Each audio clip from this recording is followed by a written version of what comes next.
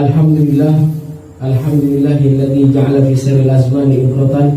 Ahmadu subhanahu wa ta'ala, ashkuru ala kulli ni'matin, asyhadu an la ilaha illallah wa asyhadu anna Muhammadan abduhu wa rasuluh, nabiyul huda war rahmah. Allahumma sholli ala Muhammad, Allahumma sholli ala sayyidina wa maulana Muhammad wa ala alihi wa ashabihi ajmain, amma ba'du.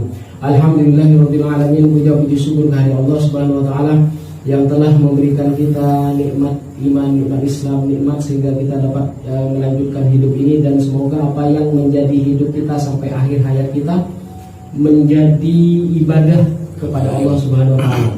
Sholawat dan salam tak lupa kita haturkan kepada junjungan kita Nabi besar Muhammad sallallahu alaihi wasallam yang telah membawa kita dari zaman kegelapan ke zaman yang terang benderang, sehingga sampai saat ini kita dapat mengarungi kehidupan yang indah ini. Alhamdulillah, pada sore hari ini kita akan mengkaji yaitu kajian kitab Khosoisul Ummah Muhammadiyah, yaitu keistimewaan umat Muhammad. Apa yang menjadi keistimewaan, apa yang menjadi kekhususan umat Muhammad sallallahu alaihi wasallam. Dan pada sore hari ini kita akan membahas tentang umat ja'alahum ummatan wasato. Jadi yang dicantumkan itu adalah mengenai umat wasato. Umat wasato itu umat pertengahan. Jadi kalau umat yang berada di tengah-tengah, umat bisa dikatakan umat yang moderat. Jadi karena di sekitar kita, karena di lingkungan kita bukan hanya umat Islam saja, bahkan umat-umat yang lain. Bukan hanya satu golongan saja, bukan hanya satu bahasa saja, ada banyak bahasa, ada banyak suku. Sehingga pentingnya umat Muhammad SAW menjadi umatan wasato, umat yang moderat, umat yang pertengahan, umat yang berlaku adil di antara mereka. Ya, ini akan dibahas dalam kitab ini. Ja'alahum ummatan wasato wa min khosoisi hadil ummah. Jadi dari kekhususan umat ini, yaitu umat Muhammad SAW, annahum humul ummah al-wasat. Al-wasat itu menjadi pertengahan. Bahkan di setiap perkara itu sebaik-baik perkara adalah berada dalam pertengahan. Khairul umuri awsatuha. Jadi sebaik-baik perkara itu pertengahannya. Jadi maksudnya di sini adalah yang dimaksud wasat, atau pertengahan itu keseimbangan. Ada yang mengatakan keseimbangan antara kehidupan dunia dan kehidupan akhirat kita. Ada yang perlakuan adil terhadap siapapun. Bahkan dia itu berada dalam pertengahan antara pertengahan ifrat dan tafrid. Jadi kalau kita menaruh sebuah benang di sebuah bambu kecil. Jadi kalau kita angkat bambu itu, kalau itu berada dalam keseimbangan, itu namanya wasat.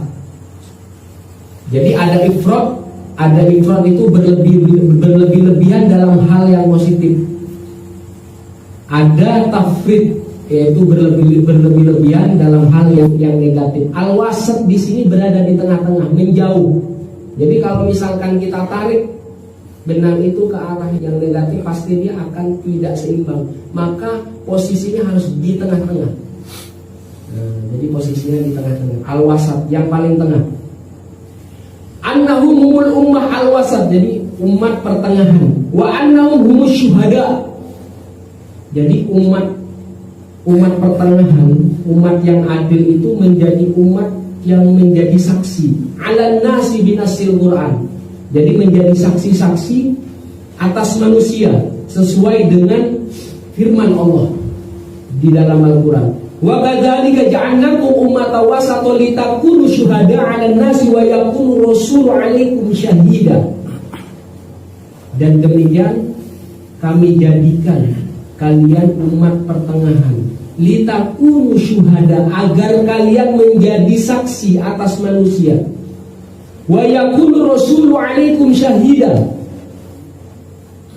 dan dijadikan Rasul itu atas kalian, atas umat yang pertengahan itu, arwah sebagai saksi. Jadi umat wasato itu dia menjadi saksi atas manusia. Siapa yang menjadi saksi umat wasato ini? Yaitu Rasulnya. Jadi Rasul yang Allah utus kepada mereka. Wa yakunu rasulu 'alaikum syahida. Jadi sengolateh.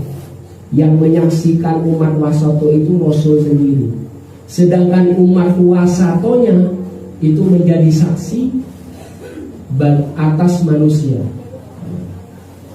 Jadi di dalam surat Al-Baqarah 143, wa kadzalika ja'alnakum ummatan wasata litakunu syuhada 'alan nasi wa yakunu rasulu 'alaikum syahida. Dan demikian kami jadikan kalian umat pertengahan agar kalian menjadi saksi atas manusia dan Rasul menjadi saksi atas kalian. Wa qad ja'a dzikru hadhil manqibah wal khususiyah fi atna'il kalami 'anil qiblah.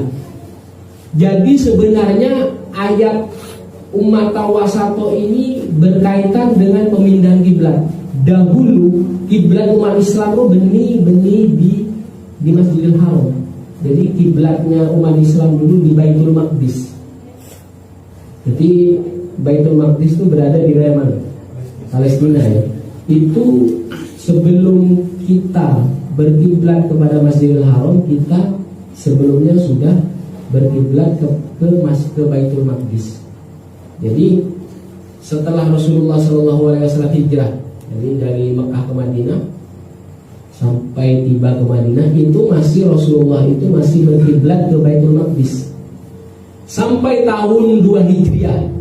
Sampai tahun 2 Hijriah ya, sekitar 16 sampai 17 bulan, baru fawalli wajhaka satrul Masjidil Haram, maka Allah adamu Muhammad setiap kiblat beun agenteh dari Masjidil Aqsa ke Masjidil Haram. Jadi itu berarti menghadap kiblat Masjidil Baitul Maqdis itu selama 16 bulan. Jadi sampai ke tahun kedua Hijriah. Berarti tahun pertama Hijriah, tahun keduanya. Berarti lebih setahun, sekitar 16 sampai 17 bulan. Itu menghadap ke Baitul Maqdis. Sampai Allah tentukan, sampai Allah rubah kiblat itu dari Baitul Maqdis ke mana? Ke Masjidil Haram, ke Mekah. Jadi dari Palestina sampai berubah perubahan kiblat ke Mekah, yaitu ke Ka'bah. Wa qad ja'a dzikru hadhil manqibah wal khususiyah fi atna'il kalam 'anil qiblah. Jadi penyebutan umat wasato itu berada pada penyebutan ayat Al-Quran, jadi ke 142 sampai 144 itu di perubahan kiblat. Jadi penyebutan umat wasato, umat semoderat, umat yang adil itu di pertengahan ayat yang berkaitan dengan pemindahan kiblat dari Masjidil Aqsa ke Masjidil Haram. Ini fi atna'il kalami 'anil qiblah. Kama qala Allah Ta'ala, sayaqulu sufaha minan nisa ma wallau an qiblatihim allati kanu 'alaiha qul lillahil masyriq wal maghrib yahdi man yasha ila siratal mustaqim. Jadi berkaitan dengan pemindahan kiblat. Sayaqulu sufaha, jadi orang-orang yang bodoh, orang-orang kurang akal itu akan mengatakan, Arabuma orang Muslim itu pindah kiblatnya dari Baitul Maqdis ke Masjidil Haram. Ma wallahum an qiblatihim allati kanu 'alaiha. Jadi kenapa orang-orang Muslim, orang-orang Islam itu pindah kiblatnya yang sebelumnya mereka menghadap kepada Baitul Maqdis? Maka wahai Muhammad, katakanlah kepada mereka, qul lillahil masyriq wal maghrib, katakanlah sesungguhnya milik Allah itu arah timur dan arah barat, yahdi may yasha ila siratal mustaqim. Allah beri petunjuk ke orang-orang yang kesokan Allah ila siratal mustaqim, ke jalan yang lurus. Dia terserah Allah mau dia mengganti kiblatnya, karena sebenarnya arah timur barat itu milik Allah. Jadi itu. Jadi ketika orang pemindahan kiblat selama 16 bulan itu terasa berat memang, karena orang itu harus pindah kiblatnya dari Baitul Maqdis ke Masjidil Haram. Jadi memang Allah ingin tahu, di mesti orang-orang yang mengikuti Rasul atau orang-orang yang mengingkarinya. Nah itu. Jadi kebanyakan mereka bertanya, jadi kenapa orang-orang Muslim itu mereka berpaling dari kiblat sebelumnya. Kenapa alasannya? Karena kehendak Allah. Karena kita taat kepada firman Allah dan sabda Rasulullah Shallallahu Alaihi Wasallam. Agar apa? Agar Allah tahu ketika pemindahan kiblat itu, agar Allah tahu siapa yang benar-benar mengikuti Allah dan Rasulnya, dan siapa orang-orang yang mengingkari mereka. Karena sesungguhnya pemindahan kiblat itu bukan apa-apa, bukan suatu masalah serajem. Karena sebenarnya segala bentuk arah itu sebenarnya hakikatnya milik Allah. Arah timur, arah barat, arah selatan, dan arah utara semuanya milik Allah. Bumi semuanya milik Allah. Jadi mau dipindahkan kemana itu kesukaan Allah, kehendak Allah. Allah ingin tahu siapa yang mengikuti Rasul, siapa yang ongku-ongku yang yakin kepada Allah dan Rasulnya, dan siapa-siapa yang mengingkarinya. Wa hasilul amri anna qad kana yastaqbilu fil madinatil munawwarati baitul maqdis. Jadi makanya ketika Rasulullah hijrah dari Mekah ke Madinah tahun pertama, Arwah masih menghadap ke arah Baitul Maqdis. Baru tahun kedua berarti dia dapat waktu 16 bulan, kurang lebih 16 sampai 17 bulan. Yastaqbilu fil madinatil munawwarati Baitul Maqdis. Jadi mengarah ke kiblat Baitul Maqdis itu semenjak berada di Madinah.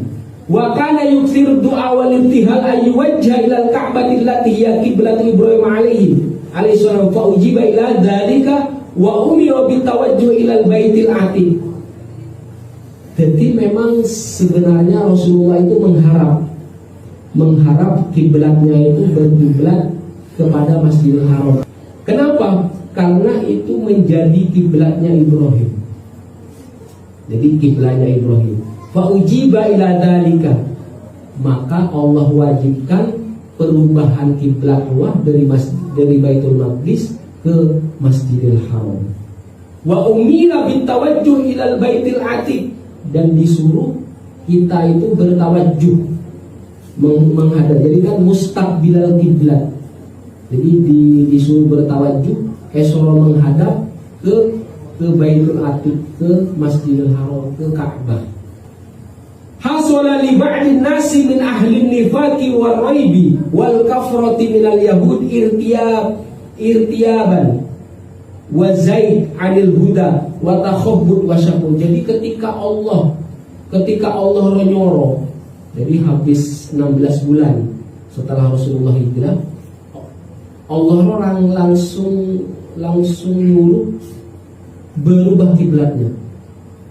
Maka orang-orang yang munafik, orang-orang yang ragu itu hasala li ba'din nas min ahli nifaq wal raib wal kafr min irti, bagi orang yang ragu, orang yang tidak begitu yakin, akhirnya banyak meragukan sampai hidayah Allah itu bengkok, wa takhabbutin wa syakkin, sampai mereka itu ragu. Wa qalu ma wallahu an qiblati allati kanu 'alaiha. Jadi ketika Allah ada perubahan kiblat, mereka itu kaget. Apa orang-orang Islam itu kok merubah kiblatnya dari Baitul Maqdis menuju Masjidil Haram? Ma wallahu an qiblati allati kanu 'alaiha. Apa orang-orang Islam yang berpaling dari mereka yang sebelumnya berkiblat ke Baitul Maqdis menuju Masjidil Haram atau Ka'bah. Fa anzalallahu jawabahum fi qali kul. Akhir Allah menjawab, qul lillahil masyriq wal maghrib. Katakanlah Muhammad, sesungguhnya qul lillah, milik Allah arah timur dan arah barat. Yahdi may yasha ila siratal mustaqim. Allah memberi petunjuk kepada orang-orang yang dikehendaki ke jalan yang lurus. Tsumma bayyana lahu anna kama an'ama 'alaihim bil hidayah ila siratal mustaqim. Maka sebenarnya ketika Allah memberikan petunjuk ke jalan yang lurus itu adalah kenikmatan yang luar biasa. Jadi itulah kenikmatan yang luar biasa. Jadi posisinya dia itu sampai dia mati posisi ihdinas siratal mustaqim. Jadi siratal mustaqim siratal ladzina an'amta 'alaihim. Jadi itu adalah siratal mustaqim, itu sebenarnya kenikmatan yang besar. Jadi yang dinamakan kenikmatan yang besar, kenikmatan itu bukan hanya materi saja, tetapi ihdinas siratal mustaqim itu adalah kenikmatan yang lebih besar dibandingkan yang kelihatannya. Kadzalika an'ama 'alaihim bi an ja'alahum ummatan wasata. Maka ketika umat Islam berada di siratal mustaqim, jadi siratal mustaqim itu di garis yang lurus, dia tidak ke kanan dan tidak ke kiri. Jadi tidak ifrat dan juga tidak tafrit. Akhirnya menjadi umat pertengahan, umat semoderat, umat seadil terhadap siapa saja. Bukan adil hanya kepada umat Islam saja, bahkan adil kepada orang-orang yang di luar kita, orang-orang yang di luar golongan kita. Wal wasatu aidon wal khattul mustaqim. Jadi kocak wasat itu sebenarnya garis yang lurus. Wat tariqul mustawi, jadi jalan yang lurus, jalan sedatar. Wa hadza ma taqtadir hikmah min qauli subhanahu hudahum ila siratil mustaqim wa ja'alhum ummatan wasata. Jadi orang-orang sedalam pertengahan, orang-orang sedalam keadilan itu sudah Allah beri kenikmatan berada di jalan yang lurus. Ila siratil mustaqim, ai ala siratil mustaqim, atau mereka berada di jalan yang lurus.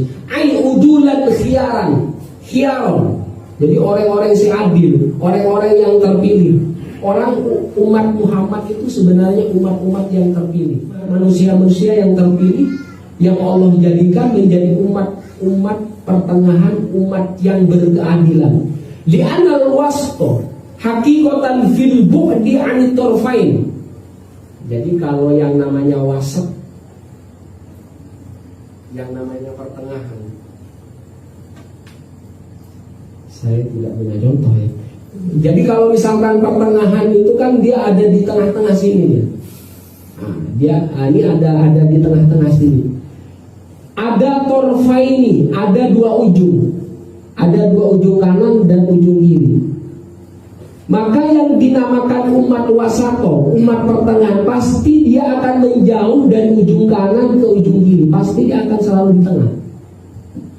Jadi kalau kita punya benang, mohon abad ini punya benang, kemudian kita ikatkan kepada bambu, kemudian kita gantung. Ketika bambu itu tidak oleh ke kanan dan ke kiri dan dia tetap begini, itu namanya wasaton. Artinya namanya yang adil, dia tidak ke kanan dan ke kiri. Jauh dari torfaini, jauh dari ujung kanan atau ujung kiri, berarti harus di tengah-tengah nih. Jadi kalau misalkan dia oleng begini, harus di tengah-tengah, harus bergeser ke tengah lagi. Jadi harus menjauh dari torfal yumna sama yang ujung yang yusro, yang sebelah kiri. Jadi dia harus di tengah-tengah. Itu namanya umatan wasat. Jadi umat Rasulullah SAW itu dinamakan umatan wasaton. Al-bu'du minat torfaini, jauh dari dua ujung kiri, menjauh dia. Berarti berada di tengah-tengah. Wala syakka anna torfail fil ifradi wa tafrid rodi'ani. Ben oleh ke kanan dan oleh ke kiri itu sama-sama rusaknya. Kalau kamu baik, misalkan kamu baik selalu membantu orang, kemudian yang kau bantu itu malas dia, itu namanya ifrat, berlebih-lebihan. Tapi berlebih-lebihan hal positif, efeknya akan buruk. Yang dibantu orangnya malas. Jadi bukan malah dia berkembang, malah kita diperalat. Atau tafrid, banyak kekurangannya. Jadi banyak, berarti kalau banyak kekurangan, terlalu kikir. Jadi terlalu kikir, terlalu banyak nahan, yang menjadi kelebihan dia. Maka posisi wasat, posisi tengah, posisi adil itu penting. Dia akan menjauh kedua ujung, baik ujung kanan dan ujung kiri, selalu berada di tengah-tengah. Jadi kalau dia berada di tengah-tengah pasti dia akan berkeadilan. Fal mutawassit fil akhlaqi yakunu ba'idan 'an tarfaini. Dan juga orang-orang yang pertengahan, orang-orang yang adil di dalam akhlak, maka dia akan menjauh dari dua ujung tadi. Dari ujung berlebih-lebihan, membantu orang yang malas, kemudian di sisi kiri terlalu mikir. Fakana mu'tadilan fasilan. Orang dia berada di tengah-tengah, pasti dia akan jauh, fasilan, akan terpisah dari ujung kiri dan ujung kanan, semakin jauh dia. Jadi kalau posisi begini dia akan adil. Cuman kalau dia condong ke kanan, dia pasti begini. Ya. Jadi harus posisinya di tengah-tengah. Harus jauh dari ujung kanan sama ujung kiri. Itu namanya umat Rasulullah SAW. Berarti umat Kanjeng Nabi yang paling tinggi dia. Dia mau memimpin sesuatu pasti dia akan berlaku adil kepada siapapun, bukan hanya kepada orang muslim saja. Bahkan di luar agamanya, di luar sukunya, di luar golongannya, di luar kelompoknya, pasti dia akan adil. Wahakada yuhaddithul Al-Quran haqiqati hadil ummah fil qaum. Ini sebenarnya yang dibahas di dalam Quran, bahwasanya hakikat umat wasat, umat yang pertengahan. Wa an wadifatiha fi hadil ardi, dan menjadi tugas umat wasat itu di bumi. Wa ammakanil adil fi hadhil basyariyah, dan tempatnya, derajatnya yang agung pada sisi kemanusiaan. Wa an dauriha al-asasi fi hayatin nas, bahkan tahapan yang paling dasar dalam kehidupan umat. Mimma yaqtadi an takunalha kiblatuhal khosoh, sampai penentuan kiblatnya itu khusus. Berarti kiblat itu menentukan bahwasanya Ka'bah itu bagian dari kekuasaan Allah. Ketika Allah menyuruh kita menghadap kepada Ka'bah, berarti kita menghadap atau berkiblat kepada bagian yang ditentukan Allah. Benih kita menghadap Ka'bah itu bukan menyembah patung, bukan. Ya, karena di Ka'bah itu di dalamnya kosong. Itu menyembah kekuasaan Allah, menyembah ketentuan Allah, yang akhirnya adalah menyembah Allah. Jadi kalau kita kan tidak tahu Allah itu ada di mana. Jadi kalau kita menentukan musolli fardhu asri arba rakaat mustaqbilal qiblati adaan lillahi ta'ala, sudah Allahu Akbar. Jadi ketika sudah takbiratul ihram, sesuatu yang selain Allah itu haram hukumnya, maka seolah-olah kita bercakap-cakap dengan Allah. Jadi kocak takbiratul ihram, jadi setelah takbiratul ihram Allahu Akbar, selain Allah dilarang. Maka yang diingat itu harus Allah saja. Jadi mustaqbilal kiblat, mustaqbilal kiblat kemana? Ke Ka'bah, ke Masjidil Haram yang Allah tentukan. Fawalli wajhaka satrul Masjidil Haram, maka palingkan wajahmu ke arah Masjidil Haram. Jadi kenapa dirubah dari Masjidil Aqsa ke Masjidil Haram? Karena Allah itu menyaksikan, melihat Rasulullah itu kalau berdoa itu begini. Qad nara taqalluba wajhika fis sama. Ini sampai begini. Sekarang kita tidak perlu begini sudah.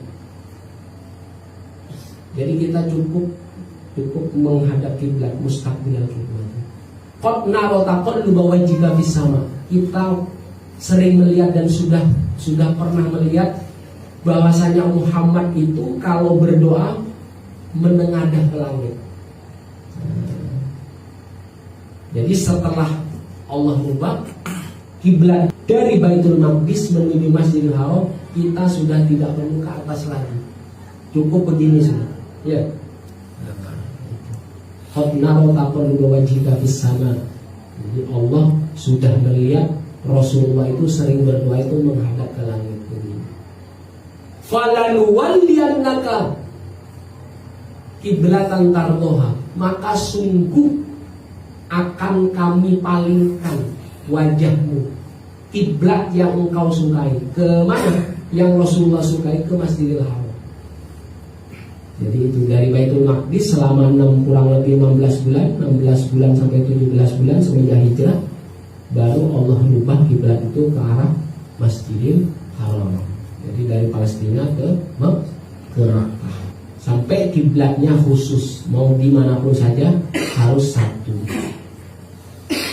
Wasaksiyatuhal khosoh, sampai kepribadian umat wasato, umat pertengahan itu khusus.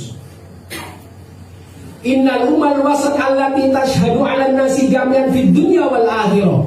Bahkan umat wasato itu menjadi saksi bukan hanya di dunia saja, bahkan di akhirat. Saksi ketika ada orang yang beramal soleh. Saksi ketika orang dia mau dimasukkan ke neraka. Itu umat Muhammad itu menjadi saksi. Fa amma fid dunya, adapun saksi di dunia, fa innaha sami'at akhbar kullil umam as-sabiqah fi kitabil akbar alladhi huwal Quran. Bahkan kita mendengar cerita-cerita umat sebelum kita, baik umat Bani Israel, umatnya Nabi Isa. Kita mendengar dari sejarah yang ada di dalam Quran. Au an-nabiyal Mustafa Muhammad sallallahu alaihi wasallam, bahkan dari Rasulullah yang sering cerita tentang umat-umat terdahulu. Fi ma ja'anan fataslu akhbarul usab wal muti'in wal musaddiqin wal mukadzibin wa jazaa kullin wa tasfa akhbarul anbiya wal mursalin wal auliya wal salihin wa a'maluhum wa jihadahum wa tadhiyatum wa ma laqau an anatin wa ta'bin wa masyaqqatin. Bahkan semuanya Allah ceritakan, Rasulullah ceritakan, sampaikan tentang perihal para nabi dan para rasul, para wali, orang-orang soleh, pekerjaan mereka, pengabdian mereka, pengorbanan mereka. Bahkan mereka menghadapi banyak kesulitan, kecapean dan kesukaran. Tsumma tubdi ra'yaha fihim wa tazinu qimatahum. Bahkan kita bisa membandingkan, menjadi contoh. Jadi kalau yang baik kita contoh, jadi kalau yang tidak baik kita singkirkan. Wa amma fil akhirah, jadi ada saksi di dunia, ada saksi di akhirat. Fa inna idza kana yaumul qiyamah, maka ketika sudah datang hari kiamat nanti, waqafan nas li su'al yuqal li kulli ummatin, bahkan semua orang itu akan ditanya, akan dimintai pertanggungjawaban, dan akan ditanya, hal ballaghakum rasulukum. Jadi ketika ada seseorang waktu diadili, tanya dia, apakah Rasulmu itu sudah menyampaikan kebenaran? Fayaquluna, mereka bilang tidak atau belum. Fayuqalu lirrasul, jadi orang masih bermaksiat atau melakukan keburukan setelah Rasul itu menyampaikan, maka Rasul itu sudah tidak punya tanggung jawab lagi. Jadi semuanya dipertanggungjawabkan. Bahkan ketika Rasul itu ditanya, jadi semuanya ditanya, Rasulnya ditanya, gurunya ditanya, muridnya ditanya, semuanya ditanya. Maka ketika Rasul itu ditanya Allah, hal ballaghta qaumaka, apakah kamu sudah menyampaikan kepada kaummu? Apakah kamu sudah menyampaikan, memperingati kaummu? Maka Rasul itu menjawab, na'am, sudah. Fayuqalu may yashhadu laka, siapa yang bersaksi bahwa ini sudah disampaikan atau belum disampaikan? May yashhadu laka, fayaqulu Muhammad wa ummatuhu. Jadi yang menjadi saksi adalah Rasulullah dan umatnya. Fayut'a Muhammad wa ummatuhu fayuqalu lahum. Jadi setelah semua menjadi saksi, dipanggillah Muhammad dan umatnya. Hal ballaghu hadza qaumu, apakah ini benar sudah tersampaikan berita atau peringatan? Fayaqulu na'am, sudah tersampaikan. Fayuqalu lahu wa ma adrakum, fayaquluna ja'ana nabiyana fa akhbarana anna rasula qad ballaghu. Dari mana kamu tahu? Ja'ana nabiyana, maka nabinya sudah datang dan memberitahu kepada kita anna rasul, sesungguhnya rasul-rasul itu, utusan-utusan itu sudah menyampaikan. litakunu syuhada'a 'alan nas. Jadi umat wasato, umat Rasulullah itu menjadi saksi atas manusia yang lain. Jadi itulah keunggulan, keistimewaan umat Rasulullah, bukan menjadi saksi di dunia saja, bahkan menjadi saksi di akhirat kelak. Saya kira sampai di sini saja. Assalamualaikum warahmatullahi wabarakatuh.